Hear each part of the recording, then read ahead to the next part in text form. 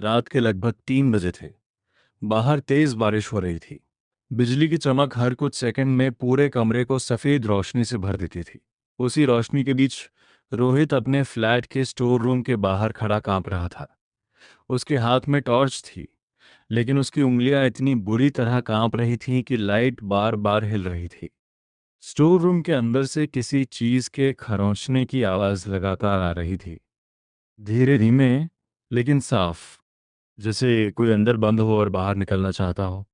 रोहित की सांसें तेज हो चुकी थीं, माथे से पसीना बह रहा था, जबकि पूरा कमरा ठंड से जमा हुआ था।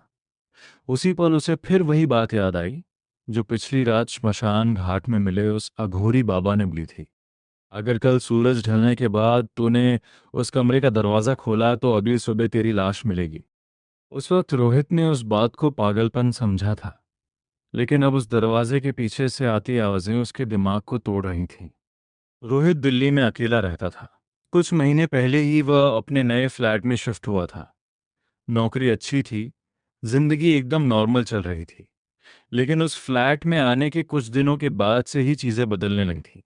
रात को सोते वक्त अक्सर उसे लगता जैसे कमरे में कोई और भी मौजूद है। कभी किचन में बर्तन गिरने की आवाज़ आती, कभी बाथरूम की लाइट अपने आप ऑन हो जाती। शुरू में उसने इन बातों को इग्नोर किया, लेकिन फिर एक रात उसने पहली बार वो चीज़ देखी।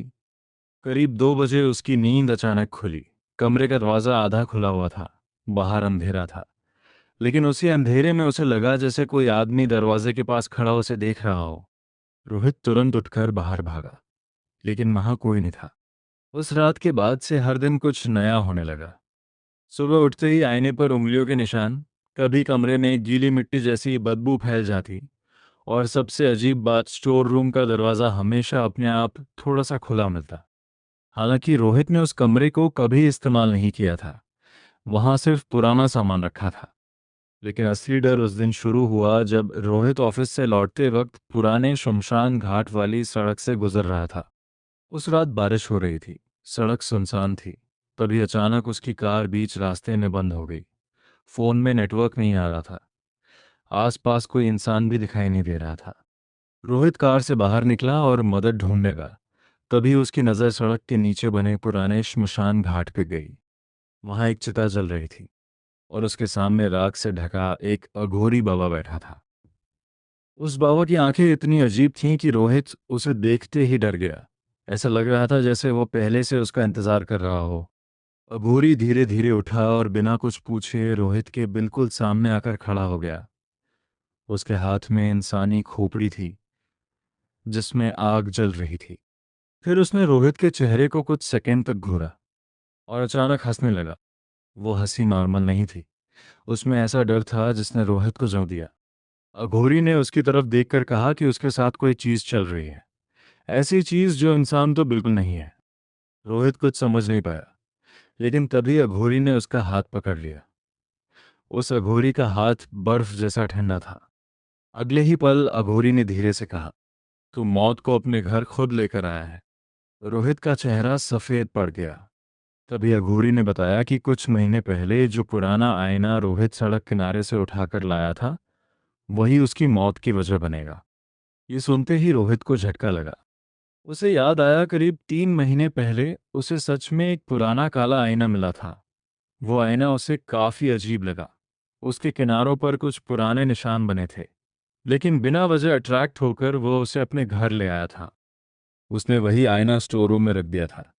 अघोरी ने कहा कि वो कोई सामान्य आईना नहीं था, वो उन चीज़ों का रास्ता है जो इस दुनिया की नहीं है।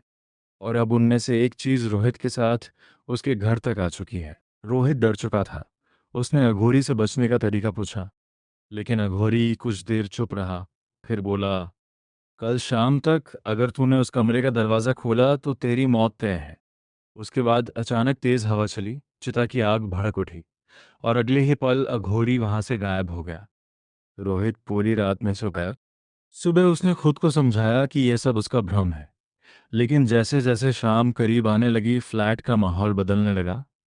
घर के अंदर अचानक ठंड बढ़ने लगी, दीवारों से सीलन की महक आने लगी, और फिर शाम को करीब 5 बजे स्टोर रूम के अंदर से खरोचने की आवाज़ शुरू हो गई।